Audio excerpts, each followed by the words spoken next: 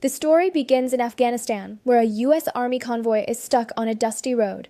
Two brothers are talking when the younger one brings up the Ranger Assessment Selection Program and reminds his older brother that they once promised to do it together. At first, the older brother says he is too old for the Rangers and refuses. But since the promise meant a lot to both of them, they had planned to do it together. Then the convoy is ambushed. Explosions tear everything apart. The older brother wakes to find almost all his men dead and his younger brother fatally wounded. He remembers carrying him many miles back toward the base. That day becomes the worst memory of his life, a trauma that stays with him forever. 2 years later, he's on a bus heading to the Ranger Assessment Center. He's been turned down for medical reasons 4 times before, but he keeps trying. He's got scars, nightmares, and takes antidepressants at night just to sleep. On the bus, everyone gets a number, and he's number 81. Even though people expect him, as an E6, to lead the team, he keeps to himself and doesn't say much. First Sergeant Torres stands in the middle and tells them straight up that they're about to start 8 weeks of the toughest selection in the world.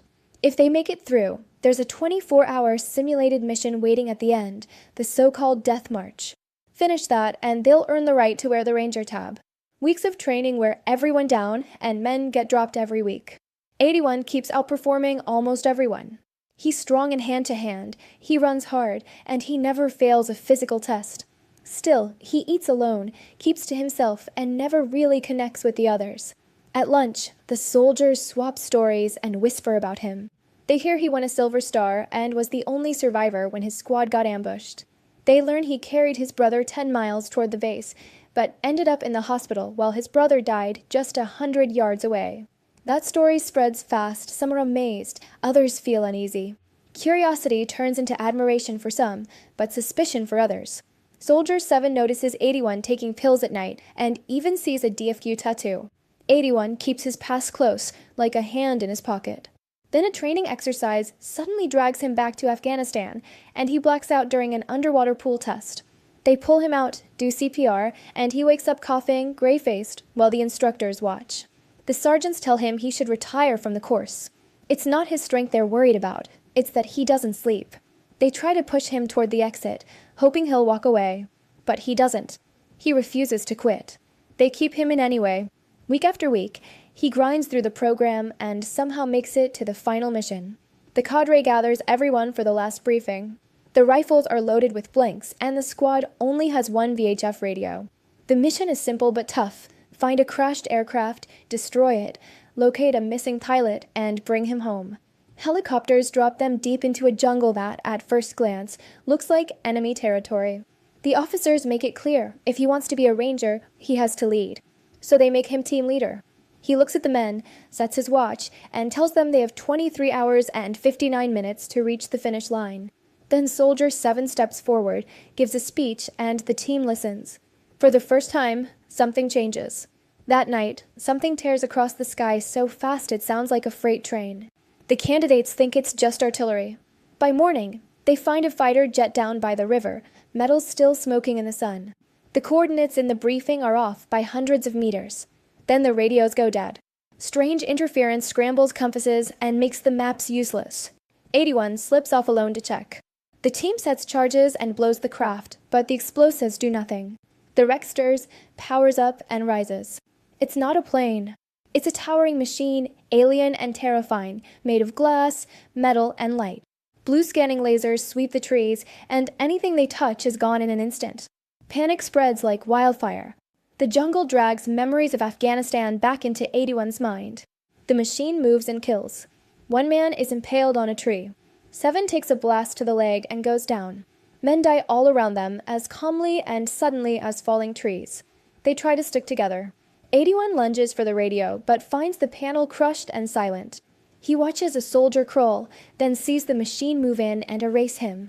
The thing seems to create a field, a magnetic fog that eats compasses and radios and makes metal act like glass. 81 realizes the briefing lied.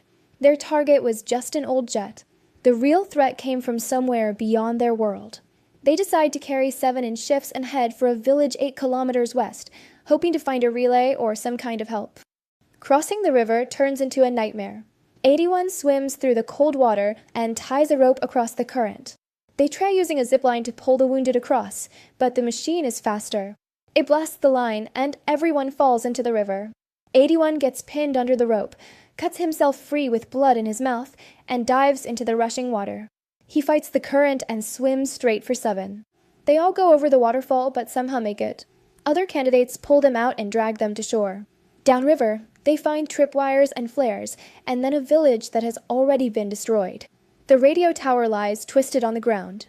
A wounded sergeant coughs up blood and dies right in front of them. The team comes across an abandoned tank and tries to get it running.